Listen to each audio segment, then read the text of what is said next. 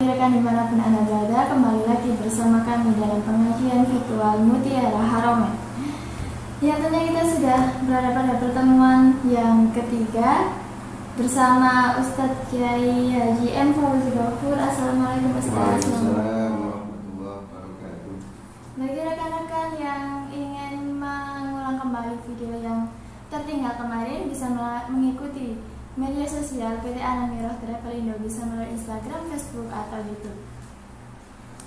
Selamat pagi Ustadz. Selamat pagi. Terima kasih sudah meluangkan waktunya untuk hadir di sini. Alhamdulillah, ya sama-sama.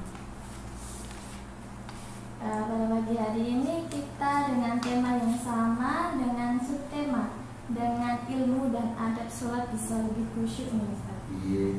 Biasanya kita kan sholat tapi pikirannya kemana-mana. Iya.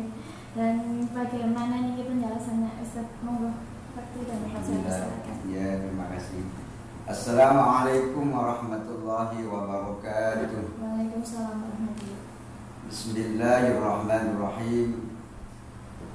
Alhamdulillah bini'amatihi tatimmus shalihat.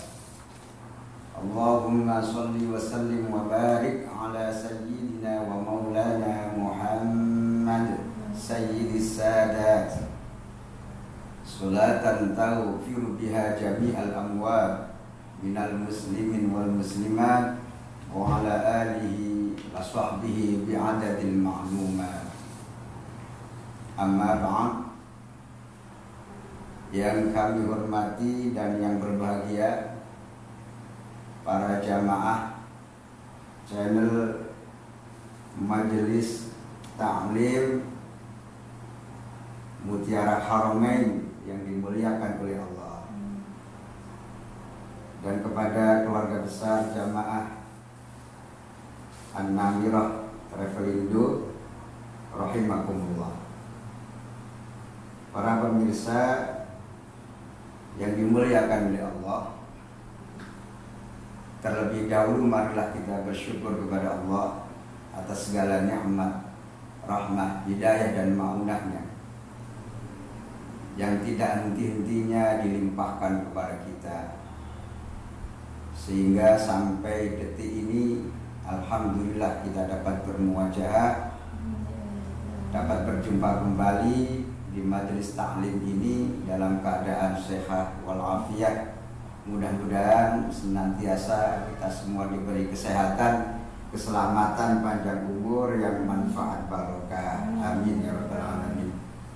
Sholawat serta salam semoga kita sanjungkan kepada beliau baginda Rasulullah Sallallahu Alaihi Wasallam. Para pemirsa rahimakumullah, pada kesempatan yang berbahagia ini, marilah kita bersama-sama mengkaji bab, yakni dengan ilmu dan adab sholat kita akan lebih khusyuk. Alhamdulillah, tema ini menurut kami sangat relevan untuk kita bahas, kita kaji bersama, karena di samping tiap hari kita lakukan, ada beberapa jamaah yang sering bertanya, Ustadz, gimana sih cara sholat itu biar khusyuk?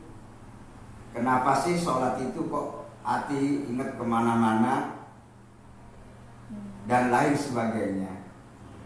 Oleh karena itu, marilah kita kaji bersama. Mudah-mudahan Allah menyertai kita dengan ridhonya, sehingga nanti kajian materi ini betul-betul menjadikan kita bisa memahami, mempraktekkan, dan mudah-mudahan Allah meridhai semua yang kita lakukan. Amin amin ya rabbal alamin. Dalam bab ini sungguh sangat kompleks sebetulnya.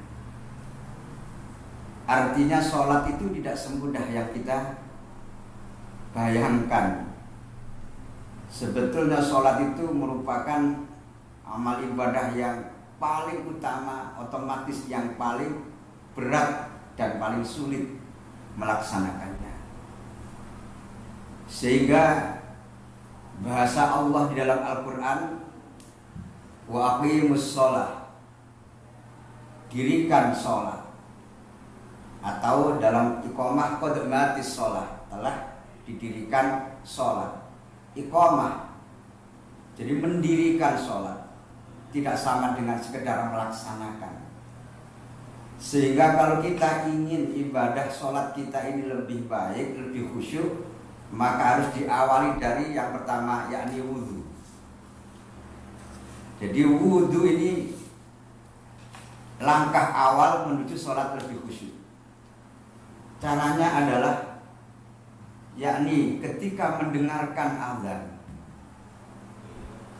serepot apapun kita, maka tinggalkan itu kerepotan, tinggalkan aktivitas, segera ambil air wudhu dan kerjakan wudhu dengan baik. Artinya jangan tergesa-gesa, kerjakan wudhu dengan rukunnya dan sunnah-sunnahnya, sehingga wudhu itu bisa sempurna.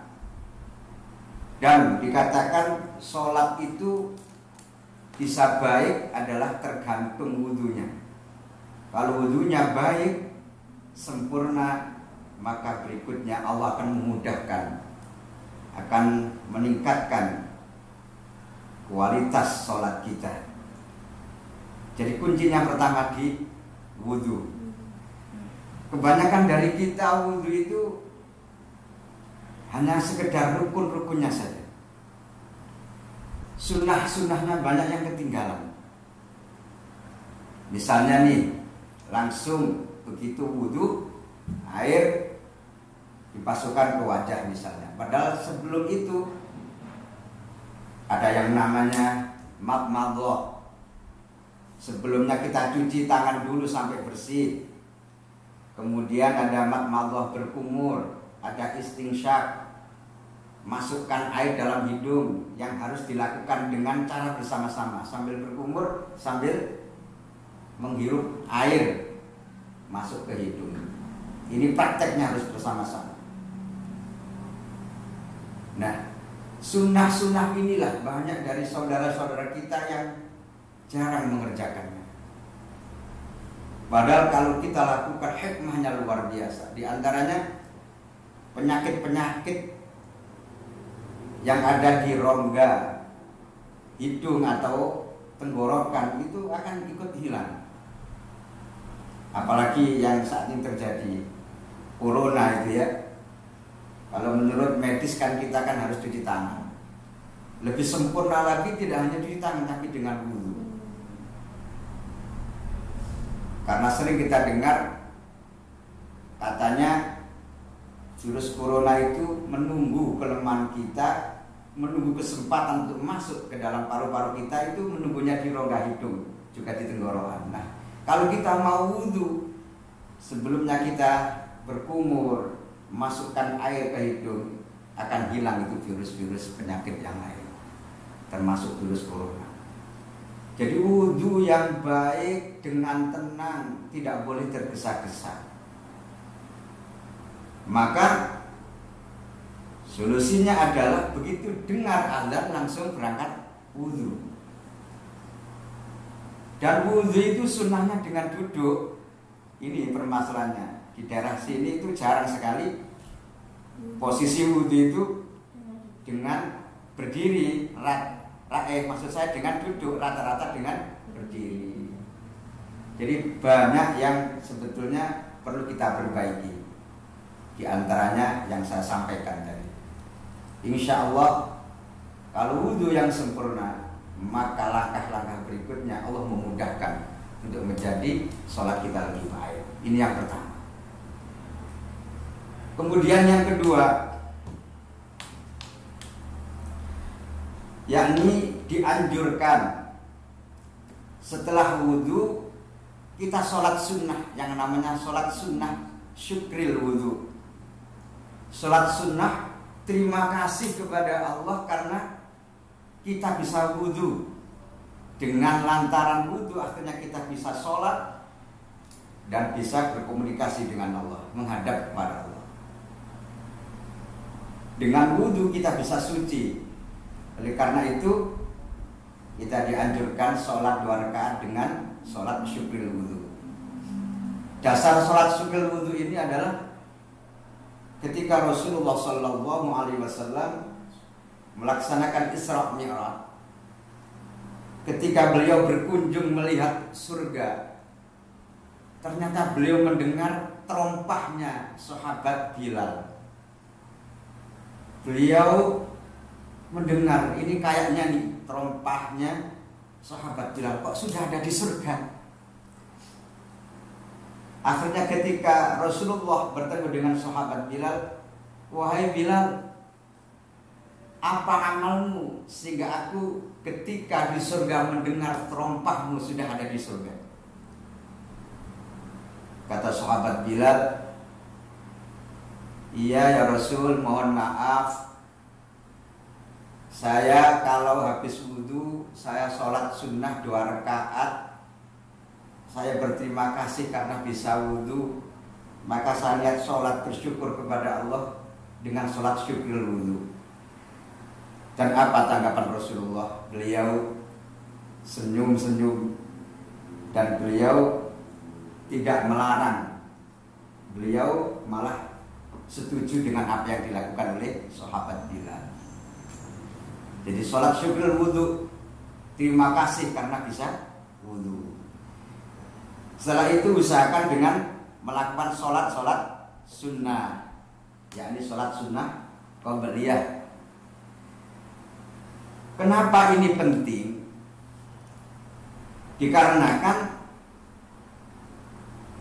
sholat sunnah qabliyah itu termasuk dalam rangka proses menata hati, dalam rangka proses mau mengerjakan sholat wajib. Kita siapkan hati kita dulu. Karena apa? Sholat itu merupakan sangat berat dan berhadapan dengan Allah yang maha segala-galanya. Maka tidak heran kalau ketika Sayyidina Umar radhiyallahu anhu, beliau setiap kali mendengarkan azan, beliau dalam kondisi seperti orang yang sedang ketakutan, sedang serius, sedang tegang. Mukanya itu kemerah-merahan, keluar keringat. Ketika ditanya oleh sahabat yang lain, wahai Sayyidina Umar, apa yang terjadi dengan kau? Setiap mendengarkan azan kau selalu dalam kondisi seperti orang yang tegang, ketakutan. Apa yang terjadi? Yang disampaikan oleh Sayyidina Umar, iya sahabat, saya takut, saya tegang karena saya mau berhadapan dengan Allah yang menciptakan kita, yang menciptakan segala-galanya. Bagaimana nanti kalau saya berhadapan dengan Allah? Bagaimana nanti kalau saya melakukan kesalahan? Bagaimana nanti kalau sholat saya tidak diterima? Itulah perasaan-perasaan Sayyidina Umar ketika mendengarkan azan, tiba waktunya panggilan sholat. Sehingga sholat sunnah qabliyah ini sangat penting untuk kita lakukan agar hati kita ini terkondisikan, termasuk persiapan mau berhadapan dengan Allah di dalam sholat wajib itu. Di samping sholat sunnah juga diberi pahalanya besar. Kita juga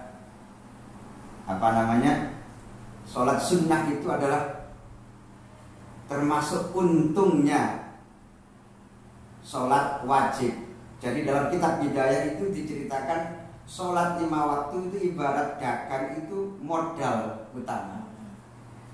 Maka orang kalau dagang pasti pingin untung. Nah, demikian halnya dengan sholat 5 waktu. Kalau kepingin untung, yaitu dengan sholat sunnah qobliyah ba'diyah. Jadi sholat sunnah qobliyah ba'diyah itu adalah untungnya dari sholat 5 waktu. Dengan kata lain, orang itu kalau ibadah wajibnya sudah untung, cirinya adalah dia mau melakukan sholat sunnah qobliyah ba'diyah. Saudaraku para pemirsa rahimakumullah, setelah sholat sunnah qobliyah, kemudian iqamah, kita berdiri, jangan langsung takbir. Tata dulu hati kita ini mau menghadap Allah. Jangan masuk takbir. Usahakan hati kita ini membaca ayat-ayat khusus agar kita ini bisa khusyuk, bisa hadir karena mau menghadap Allah. Dan disinilah puncak kesulitan kita. Karena apa? Karena tidak semudah yang kita lakukan. Hati ini harus khusyuk itu tidak mudah. Harus hadir itu tidak mudah. Maka dalam kitab Al-Hikam, Ibnu Athaillah As-Sakandari itu menyampaikan bahwa tingkat hati orang yang sholat itu ada 4 macam. Yang pertama adalah ghaflah. Hati manusia itu ghaflah. Artinya kondisi sholat tapi hatinya di luar sholat. Betul kelihatan takbir Allahu Akbar, tapi hati ini ada di sono. Ingat, mungkin misalnya nih baru WA belum dibalas misalnya, Allahu Akbar, kok lama ya belum dibalas gitu. Atau ingat-ingat yang lain lah. Bahkan seringkali disitulah yang namanya setan khinzib. Jadi Allah itu menciptakan setan khusus, Ustazah, untuk menggoda orang yang namanya sholat dan wudhu biar gak khusyuk. Itu ada khusus setannya. Jadi kalau setan biasa nih mendengarkan azan orang mau sholat pasti akan lari. Tapi kalau yang namanya setan khinzib ini, kalau dengar azan, dengar orang mau sholat, justru malah senang. Karena apa? Memang ditugaskan oleh Allah menggoda orang yang mau sholat. Nah, ini nanti saya sampaikan secara lengkap insyaallah. Jadi sebelum kita takbir, kita harus menata hati. Bagaimana caranya? Imam Al-Ghazali menuntun kita, yakni bacalah surat An-Nas sebelum kita takbiratul ihram. Karena hikmahnya surat An-Nas itu melindungi kita, hati kita dari rasa was-was, dari daya syaitan yang mau menggoda kita, yakni setan khinzib tadi itu. Kemudian juga Imam Al-Ghazali radhiyallahu anhu juga menyampaikan, bacalah doa di dalam Al-Quran surah Al-Mu'minun juz 18, insyaallah ayat 97, insyaallah 98, 99, insyaallah surat Al-Mu'minun. Wa qur rabbi anzilni, mohon maaf, wa qur rabbi a'udzu bika min hamazatis syayatin wa a'udzu bika rabbi ayyahdurun. Di situ kita doa, Rabbi a'udzu bika min hamazatis syayatin wa a'udzu bika rabbi ayahdurun. Hikmah dari ayat ini kalau kita baca, kita akan dilindungi oleh Allah dari daya syaitan yang mau menggoda kita ketika mau sholat. Kemudian setelah itu masih belum takbir. Kata Imam Al-Ghazali radhiyallahu anhu, ketika mau takbir berusahalah dengan 3 hal agar hatimu bisa khusyuk. Yang pertama adalah yakni berusaha. Yakinlah bahwa Allah sedang melihat keadaan hati kita. Jadi merasa hati kita dilihat oleh Allah. Yang kedua, yakinlah bahwa Allah sedang melihat atau menilai tingkah laku kita. Yang ketiga adalah yakinlah bahwa Allah berada di samping kita, sedang mengawasi sholat kita. 3 hal inilah, kalau kita mampu melakukannya dan meyakininya, maka kita akan lebih tenang, lebih khusyuk, konsentrasi, dan sholat kita lebih berkualitas. Karena apa? Kita yakin diawasi, dilihat, dan disampingi oleh Allah. Masya Allah. Lah Ustadz, misalnya kalau kita tidak bisa, kata Imam Al-Ghazali radhiyallahu anhu, kalau belum bisa, ya belajar. Dengan cara apa? Kita meyakini ada guru kita, kiai kita, atau keluarga kita yang sedang menilai sholat kita. Nah setelah itu, hati kita dalam kondisi tenang, baru takbiratul ihram. Jadi kita bayangkan ada orang yang menilai sholat kita, kiai kita, guru kita. Nah ketika sudah takbir, kita luruskan. Masa kita ini sholat ingin dinilai oleh manusia, ingin dinilai oleh makhluk. Padahal kita ini sholat ini menghadap Khalik Allah yang menciptakan kita, yang maha segala-galanya. Diperbaiki niat itu, akhirnya lambat laun akan lurus sampai pada kita merasa bahwa sholat kita ini sedang dilihat oleh Allah Subhanahu wa Ta'ala. Nah ketika takbiratul ihram itu setelah selesai, disinilah yang namanya setan khinzib itu melancarkan rekadayanya, serangannya kepada kita yang sedang sholat agar tidak bisa khusyuk. Maka di antara rekadaya syaitan khinzib, tukang penggoda orang sholat ini, di antaranya adalah agar kita ini mengerjakan sholat dengan tergesa-gesa. Al-ajalatu minasyaitan. Tergesa-gesa itu dari syaitan. Jadi seakan-akan kita ini merasa habis sholat mau ini, dan seterusnya. Itu adalah bisikan setan khinzib agar kita tidak bisa khusyuk.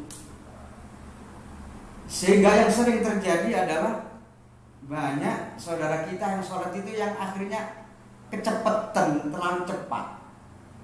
Akibatnya doa yang kita baca nggak sempurna seperti kemarin penjelasannya itu.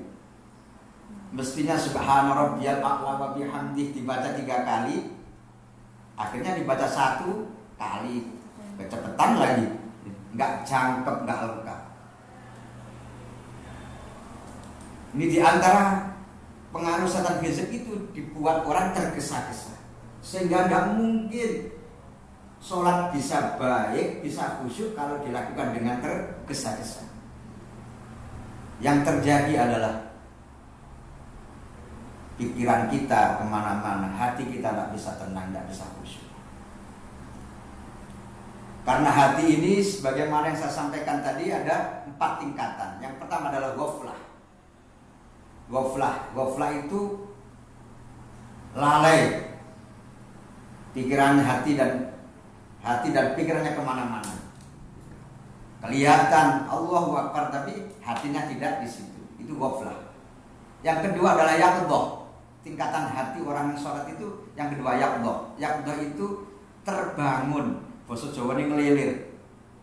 Ngelilir niku lama nopo sebentar. Sebentar. Hanya terbangun sebentar, tidur lagi. Jadi bahasa beliau Ibnu Athaillah As-Sakandari menyampaikan hati manusia yang sedang sholat itu ada yang yaqdhah, ngelilir. Jadi sholatnya hanya sedikit ingat Allahnya. yang lainnya ngelantur kemana-mana. Yang saudara kita ini yang pekerjaannya ke sawah ya, ingat cangkulnya, ingat sabitnya, ingat sapi kerbaunya dan seterusnya. Yang pak tukang ya ingat cetoknya, gerajinya. Mungkin kalau ustazah ya ingat komputernya, ingat yang lain penggawean ini. Itu namanya tingkatan yaqdhah, lebih sedikit ingatnya kepada Allah. Yang lainnya melantur semua. Ini namanya tingkatan hati yaqdhah. Dan orang yang kondisi hatinya ghaflah dan yaqdhah ini ketika sholat, ini sholatnya belum bisa membawa kebaikan kepada orang yang mengerjakan sholat. Makanya sering kita dengar, mohon maaf nih ya, ada saudara kita ini yang korupsi misalnya. Terus ada yang tanya, apa orang itu tidak sholat? Sholat 5 waktu. Bahkan tambah sunnah juga. Jumatan loh. Kok mau korupsi dia? Katanya sholat kan mencegah kemungkaran. Ya mungkin sholatnya masih tingkatan ghaflah atau ya kedok tadi itu. Bener sholat tapi masih mengingat dunia, atau ingat Allahnya hanya sedikit. Dan sholat yang kondisi seperti ini belum bisa membawa kebaikan, belum bisa membuahkan kebaikan kepada pribadi orang yang sholat tersebut. Dan tingkatan hati orang yang sholat yang ketiga adalah hadir.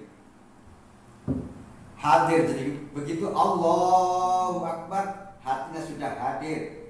Yakin Allah melihat kita, Allah sedang berada di samping kita, Allah mengawasi tingkah laku kita. Yakin di situ, itu namanya hadir. Dan dia sadar apa yang dia ucapkan, kalimat Allahu Akbar, Allah Maha Besar, semuanya kecil.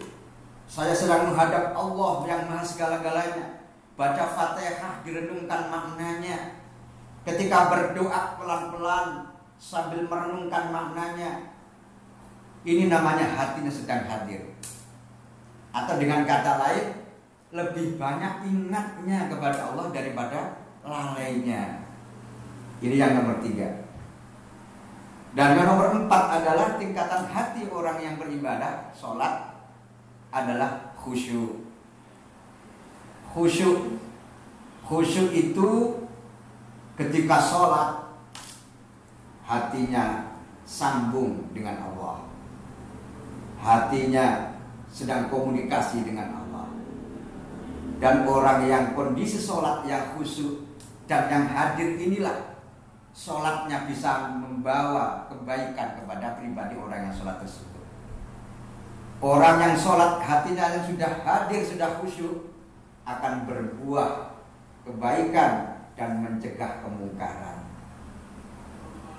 Jadi kalau ada orang, mohon maaf, saya ini sudah sholat tapi kenapa ya saya kok masih suka bermaksiat, suka melakukan ini itu, dosa ini dan lain sebagainya, padahal saya sholat. Inilah jawabannya. Mungkin sholatnya belum tingkatan khusyuk dan hadir. Sebagaimana Allah berfirman di dalam Al-Quran, memang sholat itu tidak mudah, sangat berat, sulit, kecuali bagi orang yang sudah khusyuk atau hadir. Allah berfirman di dalam surah Al-Baqarah ayat 45 insyaallah. Bismillahirrahmanirrahim. Wasta'inu bis-sabri was-salah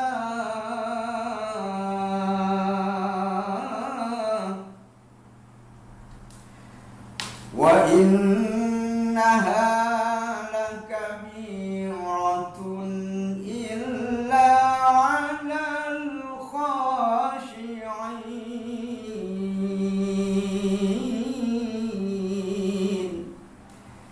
Allah berfirman teman-teman, minta tolonglah kamu kepada Allah dengan sabar dan sholat. Dan sesungguhnya sholat itu sungguh sangat berat, illa alal khashiin, kecuali bagi orang yang bisa khusyuk. Oleh karena itu, mari kita belajar berusaha lebih khusyuk dengan ilmu dan tata krama yang kita kaji pada saat ini. Nah, begitu sampai pada Allahu Akbar, kata Imam Al-Ghazali di dalam kitabnya Ihya Ulumuddin, kalau ingin khusyuk, mau diasujudik, letakkan pandangan matamu pada tempat sujudmu. Dengan melihat tempat sujud atau tempat kita sholat, area sajadah lah misalnya, kita melihat tidak keluar dari tempat kita sholat. Kalau bisa ya tempat sujud itu terus kita pandang, sambil membaca doa dalam sholat, sambil merenungkan maknanya, kita lihat terus di situ. Nah, kalau kita tidak bisa mengendalikan pandangan mata ini, disinilah yang namanya setan khinzib tadi itu melancarkan rekadayanya. Mata ini sering dipakai oleh setan khinzib menggoda kita biar gak khusyuk.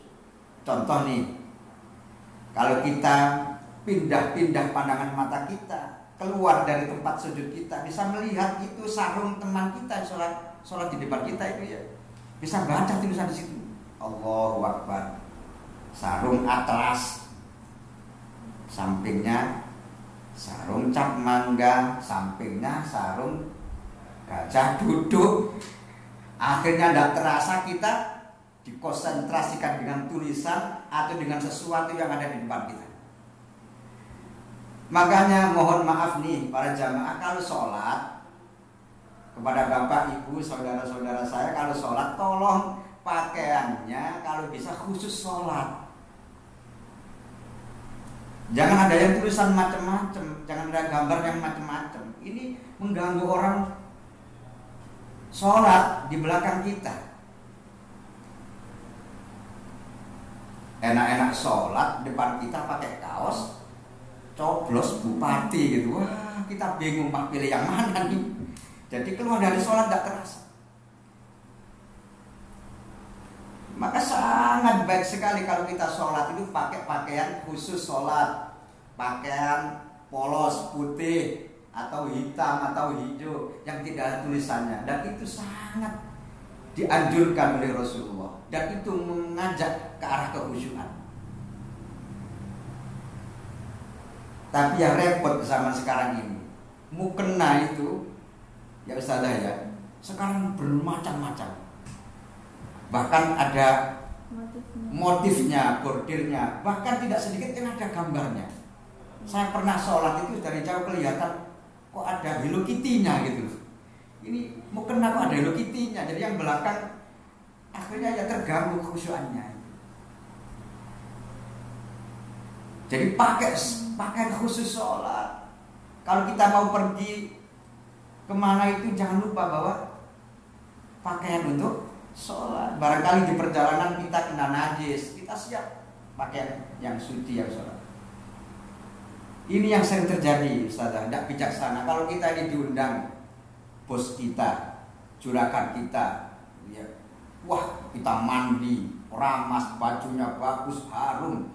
Janjiannya jam 8, jam 7 sudah standby. Tapi kalau sholat, ya Allah, kita ini sering pakaian seadanya. Bahkan dipanggil oleh Allah tepat zuhur jam 11:30, kita datangnya juga telat. Pakaian juga seadanya. Habis kerja bau keringat, kata malaikat, ini baunya ini, masa habis kerja terus langsung sholat. Karena itu siapkan pakaian khusus untuk sholat dan tempat khusus untuk sholat juga. Saya itu sering merasakan prihatin. Kadang ada orang itu, mohon maaf, kaya, rumahnya besar, ya Allah tempat sholatnya kecil sekali, kamar mandinya juga kecil, tempat wudhunya nggak ada. Tapi masih mending kadang itu rumahnya bagus, kagak ada tempat sholatnya misalnya. Sholatnya itu kadang seadanya di kamar, dimanapun. Ya Allah, kita tidak bijaksana. Jadi kalau ingin lebih khusyuk, buatkan tempat sholat yang bagus, yang nyaman, sehingga kita bisa mengerjakan sholat dengan khusyuk. Pakaian khusus juga pakaian sholat. Mohon maaf nih ya, yang sering saya itu menyampaikan ini ada yang protes, Ustaz, aurat laki-laki itu kan pusar sampai apa ini Mbak? Dengkul itu apa? Nah sampai lutut, mohon maaf. Jadi lutut sampai pusar itu aurat laki-laki yang sedang sholat. Yang wajib ditutup kan hanya itu Ustaz. Nah terus, lah ngapain kita pakai kopiah? Ngapain kita pakai yang lain? Kan cukup itu ditutup, selesai, sah sholat, sah, boleh. Tapi saya tanya, coba Anda jadi imam sholat, terus sampai pakai sarung hanya dengan menutupi pusar dan lututnya, cuma kemulan sarung tok. Kira-kira wonten makmum sing purun jamaah kali yang ini. Masih purun malah dikira apa? Orang kira padahal sah dia karena sudah menutup aurat. Ini artinya apa? Disinilah letaknya tata krama, adab ya, etika. Jadi sholat itu ada etikanya. Sah Anda tidak pakai kopiah, sah Anda sholat pakai kaos, sah Anda sholat pakai celana, sah mawon para jamaah. Tetapi dari segi tata krama, kita ini kurang sopan, kurang baik, kita tidak bijaksana. Menghadap juragan kita, bos kita saja kita berbenah diri, berhias diri, sebaik-baik penampilan yang kita pakai. Tapi kenapa menghadap Allah yang Maha segala-galanya kita apa adanya? Jadi sholat itu harus menggunakan pakaian terbaik, pakaian khusus untuk sholat. Ini tata krama. Berikutnya nomor berapa Ustaz? Kita sholat berjamaah ya. Tata krama berikutnya adalah yang membawa kita ke arah kekhusyuan adalah dengan sholat berjamaah. Jangan sholat sendirian. Kalau masalah pahala sudah jelas. Sholat sendiri 1 derajat, sholat berjamaah 27 derajat. Tapi memang itulah kalau kita sholat berjamaah akan lebih khusyuk kita. Ibaratnya nih, imam itu sopir len, kemudian makmum itu penumpangnya. Jadi lebih ringan, lebih bisa khusyuk karena apa? Kita nggak mikir macam-macam, hanya konsentrasi kepada Allah. Karena sudah ada yang nyetir, yaitu imam tadi. Bahkan dikatakan, andai dalam satu jamaah itu ada satu saja orang yang sholatnya khusyuk, maka yang lainnya dicatat khusyuk semua oleh Allah. Oleh karena itu enak, ibarat orang naik len. Begitu naik len, ternyata dalam len ngantuk, dia tertidur.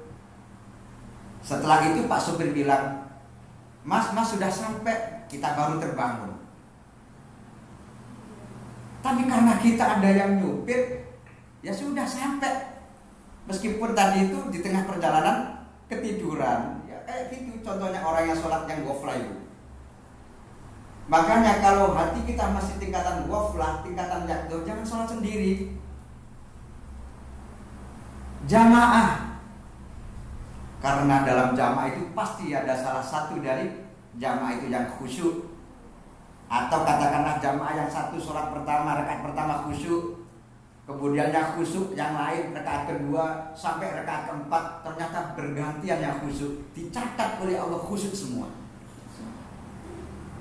Mohon maaf ya, waktu saya masih mengaji di pondok pesantren pernah tanya sama Pak Kiai, maaf Pak Kiai, Saya kalau sholat itu kok pikiran saya kemana-mana ya. Begitu Allahu Akbar sudah terbang kemana-mana, iling dindi nopo-nopo. Ya Allah, mboten iling pangeran belas. Mek titik iling nang pangeran terus pundi nggih Kiai kersane kula niki salat saged langkung khusyuk. Apa jawaban Pak Kiai? Podo. Salat terus ngono kuwi. Salat sih seperti itu. Enggak bisa kita khusyuk 100%, enggak bisa. Beda dengan Rasulullah. Beda dengan para sahabat. Kalau kita manusia biasa, apalagi zaman saat ini, pegangan kita HP, tiap hari lihat TV, tidak mungkin kita bisa khusyuk seperti khusyuknya Rasulullah dan para sahabat. Kata Pak Kiai saya begitu. Tetapi setelah itu Pak Kiai dawuh, tapi gini, senajan ati ora iso khusyuk, ning ojo dituruti. Caranya apa Pak Kiai? Caranya pun hati kita kalau ingat selain Allah, begitu Allahu Akbar misalnya ketika baca kabiro walhamdulillah katsir kita masih ingat.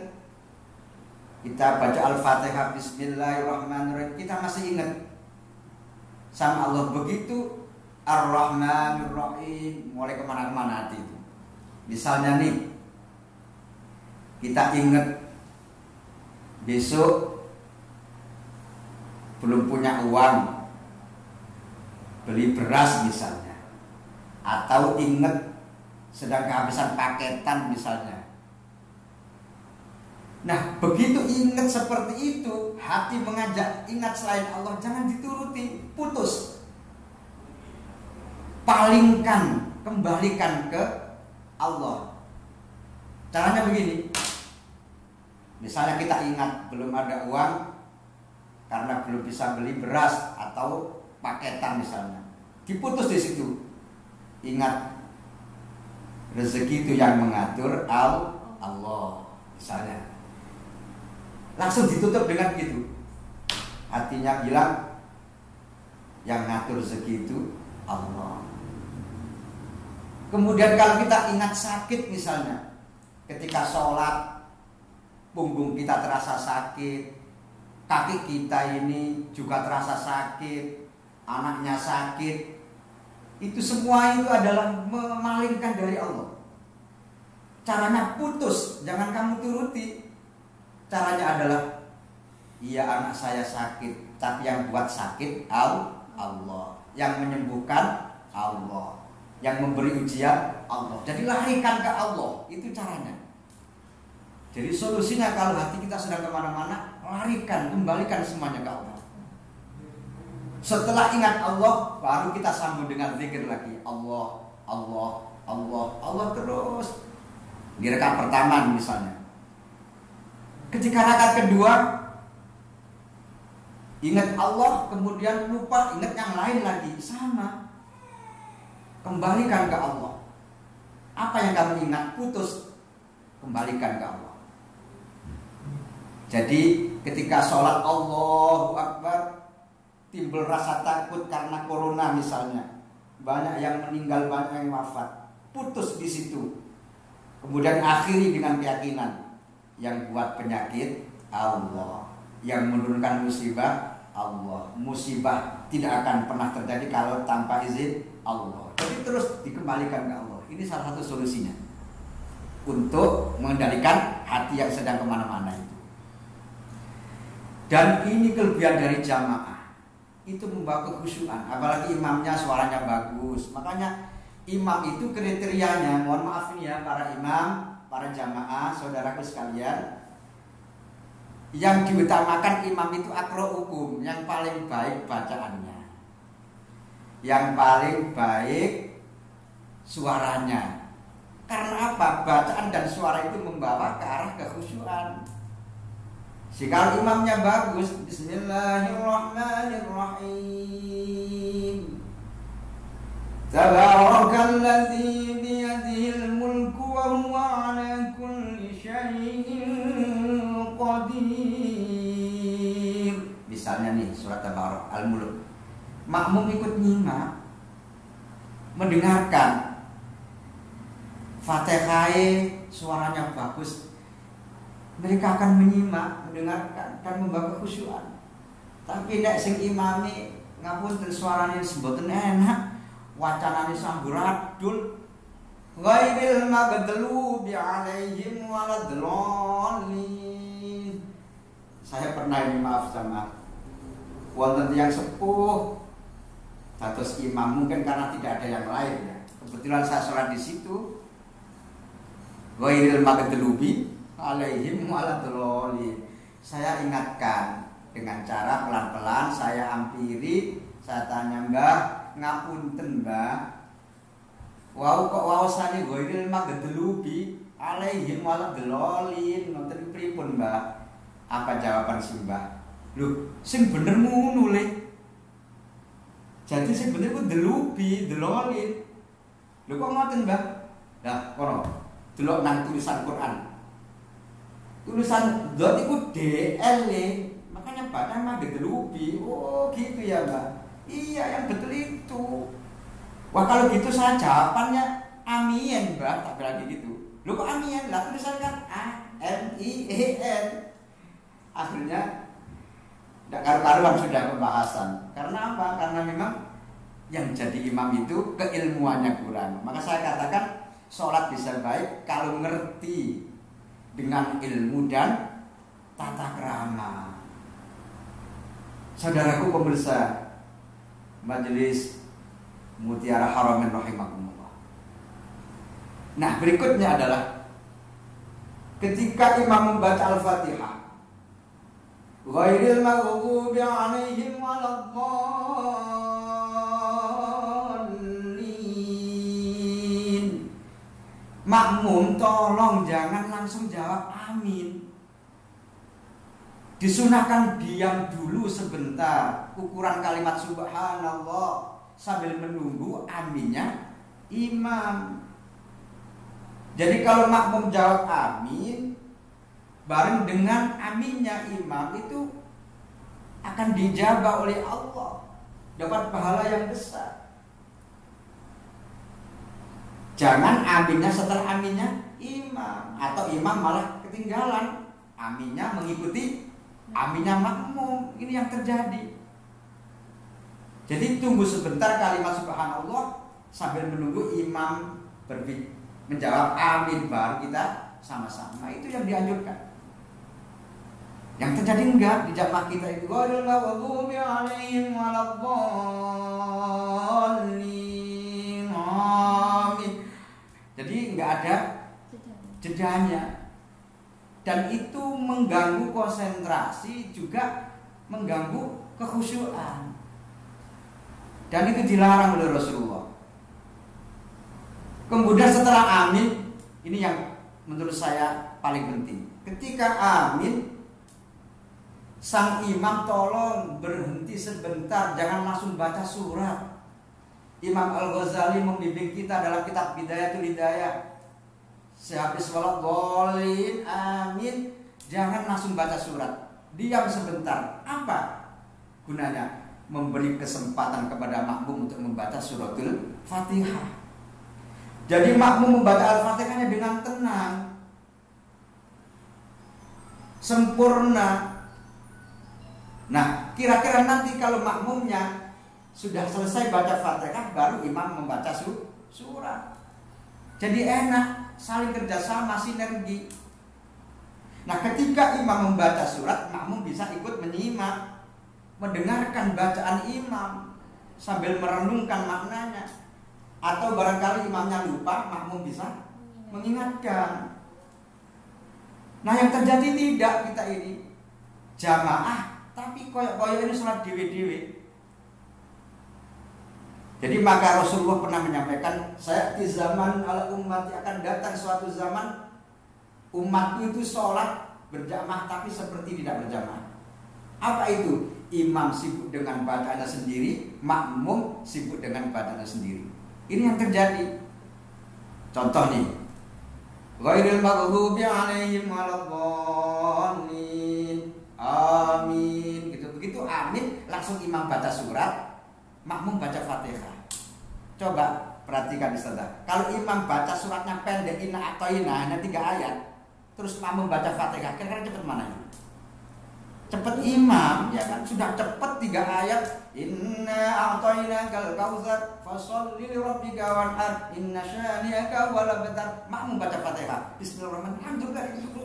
Enggak sampai sudah. Begitu rukuk, ikut rukuk. Fatihah makmum enggak selesai. Jadi tidak ada sinerginya. Enggak ngerti tugasnya antara imam dan makmum.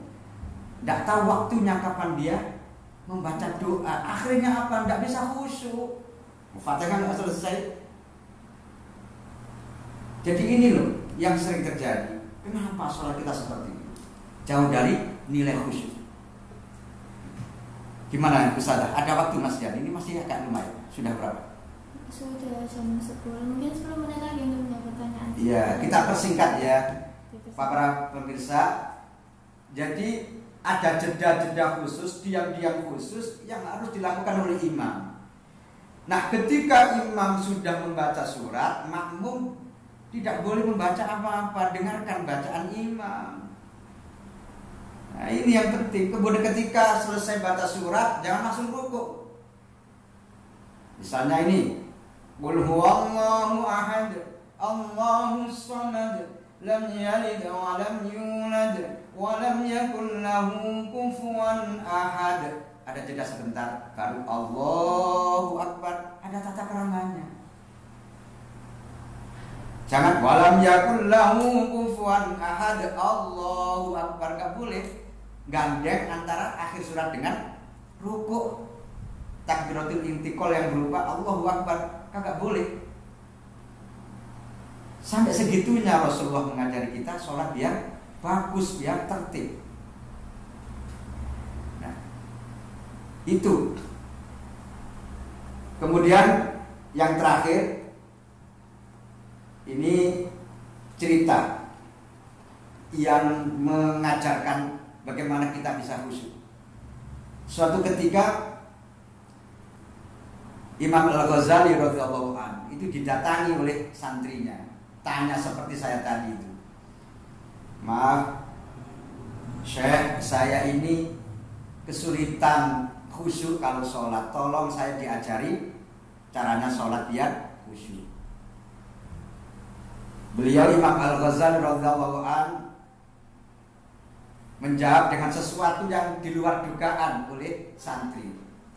Kata beliau, santri, kamu akan saya ajari sholat khusyuk. Tapi sebelumnya saya minta tolong, ambilkan air putih di gelas, bawa ke sini.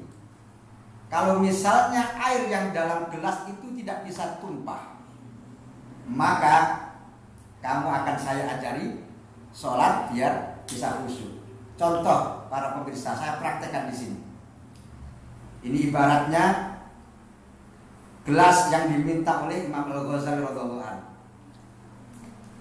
Jadi santri itu pulang, ambil gelas, kasih air. Karena kepinginnya sholat bisa khusyuk, dia tergesa-gesa, setengah lari dari rumahnya. Sambil lari, dia bawa air dalam gelas, sehingga airnya itu banyak yang tumpah karena sambil lari. Begitu sampai kepada Imam Al-Ghazali, beliau perhatikan, loh santri kok tinggal separuh? Maaf Syekh, tadi tumpah di jalan. Karena saya saking kepinginnya tahu sholat bisa khusyuk. Kata beliau Imam Ghazali, berarti kamu harus ulang lagi. Saya tidak akan menyampaikan mengajari kamu sholat biar khusyuk kecuali kamu bisa bawa air dan airnya tidak tumpah. Pulang santri ini sambil berpikir, apa ini hubungannya air dalam gelas dengan sholat khusyuk. Akhirnya dia sudah nggak panjang pikir, langsung ambil lagi, bawa. Agak pelan-pelan karena dia sudah mulai berhati-hati, agak pelan-pelan. Akhirnya begitu sampai di depan Imam Ghazali, santri kok masih ada ini yang tumpah ini bekas-bekasnya. Iya Pak Kiai, tumpah sedikit tadi. Berarti kamu belum lulus. Ayo pulang, ambil air lagi dalam gelas penuh. Bawa sini, kalau nggak bisa tumpah, airnya utuh, baru kamu saya ajari sholat khusyuk. Ada santri ini pulang sambil berpikir. Dan alhamdulillah akhirnya menemukan solusi. Air ini ditaruh di baskom. Apa baskom namanya? Baki ya? Ya apa itu? Talang itu ya, kasih gini. Iya. Terus dikasih tutup gelas itu sama santri. Terus jalannya pelan-pelan, sehingga jauh yang tadinya itu hanya 5 menit sampai ini jadi 10 menit baru nyampe di depan gurunya Imam Al-Ghazali itu. Karena apa? Pelan-pelan sambil santri perhatikan jangan sampai tumpah. Nah begitu sampai di depan Imam Al-Ghazali, beliau Imam Al-Ghazali tersenyum dan beliau menjawab, santri, sebetulnya kamu lulus dan kamu sudah bisa sholat dengan khusyuk. Santri heran, maaf Syekh, apa hubungannya air dengan sholat khusyuk? Beliau menjawab, sesungguhnya gelas ini adalah ibarat hati kamu, dan air di dalam gelas adalah khusyuk kamu.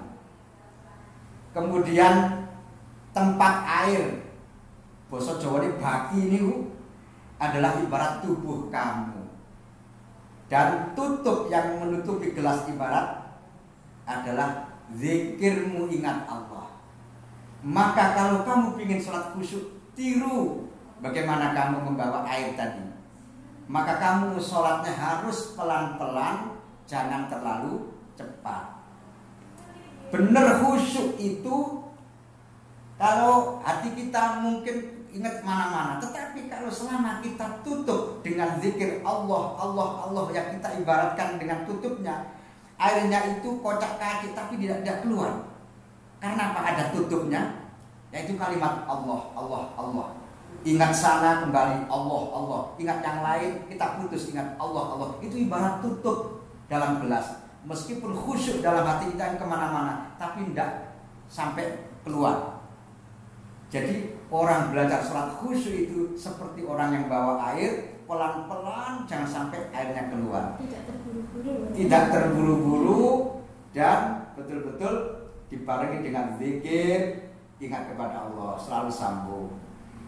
Kira-kira demikian para jamaah ya. Mohon maaf, sebetulnya sangat luas kompleks pembahasannya, cuma karena kesempatan waktu yang terbatas saya ambil poin-poinnya saja. Mudah-mudahan setelah ini ada dialog, pertanyaan yang bisa menjawab kebutuhan dari saudara-saudara para jamaah sekalian. Terima kasih.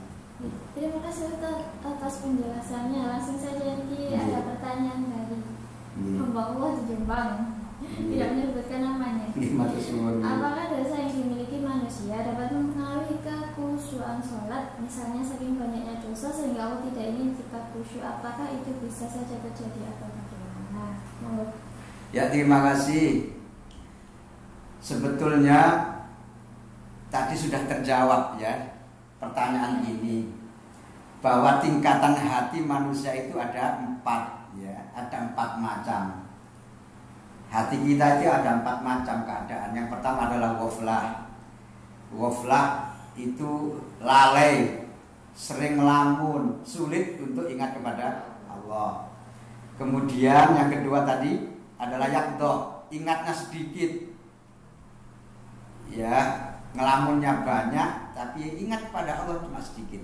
Yang kedua adalah tingkatan hadir, banyak ingatnya kepada Allah. Yang keempat adalah khusyuk, yaitu sambung khusyuk dengan Allah, tidak ingat selain Allah. Nah, yang ditanyakan tadi itu keadaan apa ya, dosa atau kesalahan. Ya memang termasuk. Jadi hati kita ini sebetulnya aslinya bersih, putih. Nah, karena pengaruh dosa-dosa yang kita lakukan, akhirnya banyak noda-noda yang membekas dalam hati kita. Habis ngerasain wong tul hitam, habis apa namanya, marah-marah sama suaminya, sama temannya, tul hitam. Kemudian habis ngobrol sesuatu yang mengandung maksiat dan lain sebagainya, itu punya bekas di hati, sehingga hati ini semakin banyak tul hitam-hitam akhirnya menutupi. Nah, sebetulnya hati ini punya sinyal yang kuat, tapi karena banyak tertutup oleh noda-noda dosa itu, sehingga sinyal ini agak error. Ibarat HP itu error. Bener HP-nya bagus ya, bagus mahal, tapi kalau sinyalnya error, buat apa HP itu? Jadi kita ini sering banyak yang alami seperti ini.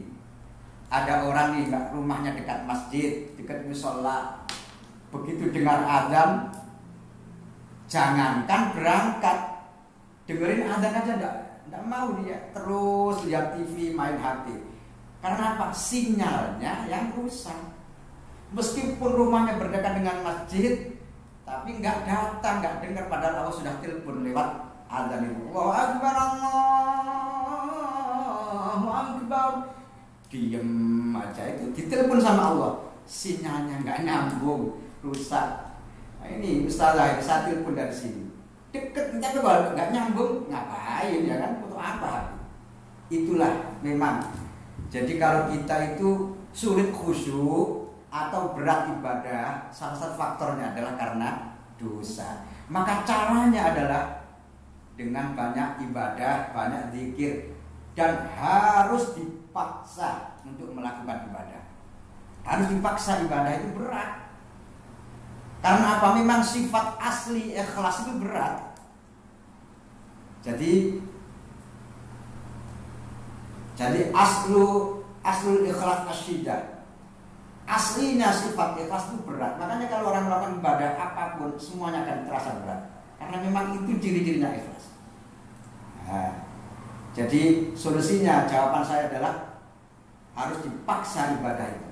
Kemudian perbanyak amal-amal soleh, termasuk zikir, itu yang akan membersihkan noda-noda di sini, sehingga sampai sinyal sini itu jernih, sehingga ditelepon ketika ada orang azan langsung datang. Itu berarti sinyalnya bagus. Tapi mohon maaf Ustazah, meskipun demikian, kalau ada orang nggak sholat ya jangan dibilangi ini error, janganlah. Ya harus kita doakanlah gitu. Ya, terima kasih. Terima kasih Ustaz.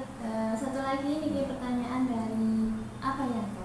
Assalamualaikum Ustaz, saya mau menanyakan, di Islam dianjurkan untuk sholat berjamaah. Sedangkan menurut Ustaz, sholat itu jangan terburu-buru, harus dinikmati. Tetapi imam di tempat saya sholat berjamaah, kalau sholat cepat sekali sehingga sulit untuk dinikmati. Apalagi ketika Ramadan, saat sholat tarawih ada yang sholat tarawih cuma 5 menit. Bagaimana Ustaz menanggapi hal tersebut? Apakah saya harus sholat sendiri? Ya, terima kasih. Sebelum saya jawab, perlu saya dasari. Jadi Rasulullah itu diceritakan dalam kitab Hidayah, sholatnya paling cepat, paling sempurna dibanding sahabat-sahabat yang lain. Tapi ukuran cepat itu adalah doanya dibaca lengkap. Jadi Rasulullah itu sholatnya, doanya dibaca lengkap 3 kali. Berarti ukuran waktunya yaitu doa itu. Ya minimal 1 kali lah, minimal. Baca doa itu minimal 1 kali. Subhana rabbiyal a'la wa bihamdi. Itulah ukuran cepat minimal kalau kita mengerjakan sholat. Kalau lebih cepat dari itu berarti pasti korupsi. Pasti doanya nggak lengkap. Ngapain dikorupsi sholat untuk diri kita sendiri? Seperti pembahasan kemarin saja. Sholat itu untuk kita, ngapain kita korupsi? Baca doa dengan lengkap, minimal 1. Subhana rabbiyal a'la wa bihamdi. Nah, kalau imamnya tahu jamaahnya itu energik, masih muda-muda, teruskan sampai 3 kali. Subhana rabbiyal azim wa bihamdi, subhana rabbiyal azim wa bihamdi, subhana rabbiyal azim wa bihamdi, 3 kali. Sunnah. Bahkan kalau sholat sendiri, teruskan sampai 7 kali, bahkan sampai 10 kali. Di kalau sholat sendiri. Makanya jangan terlalu cepat. Dan ukuran cepatnya itu minimal doa dibaca 1 kali itu. Kalau lebih cepat dari doa 1 kali itu yang kita baca itu berarti sudah kesalahan. Nah, menanggapi jamaah yang seperti itu, saudaraku tadi yang tanya, solusinya adalah kalau memang misalnya imam seperti itu, pertama kali adalah diingatkan dengan cara yang baik. Kalau misalnya diingatkan mau, alhamdulillah. Kalau tidak mau, yang jenengan jangan ikuti. Lebih baik sholat sendiri di rumah, jamaah dengan keluarga. Karena apa? Karena sholat yang seperti ini tidak meniru Rasulullah, tidak mencontoh Rasulullah, tidak ada syariatnya. Apalagi yang sedang viral di YouTube yang sholat hanya 5 menit selesai. Tidak tahu dasarnya apa, kita tidak tahu, tidak ikut-ikut saya. Jadi Rasulullah tidak demikian. Tapi juga jangan terlalu lama juga. Kita lihatlah kondisi jamaah kita. Misalnya ada juga pernah, misalnya saya itu sholat di salah satu masjid di daerah Sidoarjo itu. Ya Allah, imamnya itu sudah sepuh, suwe. Sampai saya ngocok subhana rabbiyal a'la wa bihamdi, subhana rabbiyal a'la wa bihamdi ping 3. Durung tanya. Tak terusno sampai ping 7, belum tangi lo ada imam kayak gitu. Ya Allah, ini apa yang dibaca kok suwe banget. Ada juga yang pernah saya alami seperti itu. Akhirnya apa yang terjadi? Begitu saya salam, assalamualaikum warahmatullah, saya ingin tahu siapa kiai yang imam itu. Tanya sama teman saya, jamaah yang lain di samping saya, Mas, itu siapa ya Pak Kiai yang imam kok suwe banget? Apa jawabannya? Wis empuh, gak penting. Kapok aku sholat pagi ini kan. Jadi ternyata teman jamaah yang di samping saya tadi nggak tahu siapa namanya, orang lain itu malah marah-marah. Ternyata sama dengan saya, sholat yang terlalu lama juga memberatkan jamaah. Jadi solusinya adalah ingatkan dulu, musyawarahkan dulu. Kalau memang nggak bisa, berarti sampai boleh sholat sendiri atau buat jamaah sendiri. Demikian menurut saya untuk solusi. Terima kasih Ustaz untuk jawabannya. Semoga ilmu yang diberikan sangat bermanfaat. Amin.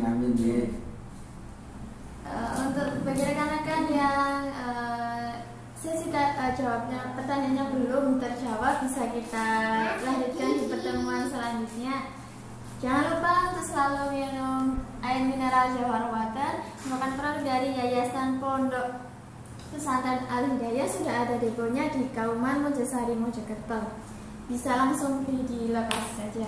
Alhamdulillah Ustaz, terima kasih untuk waktunya. Semoga bisa minggu depan itu lebih temanya dengan yang mungkin lebih untuk jamaahnya. Amin insya Allah. Dan tolong yang tadi yang tanya yang belum, nanti bisa kita jawab lewat WA insya Allah kalau ada WA-nya. Melalui media sosial saja. Insya Allah.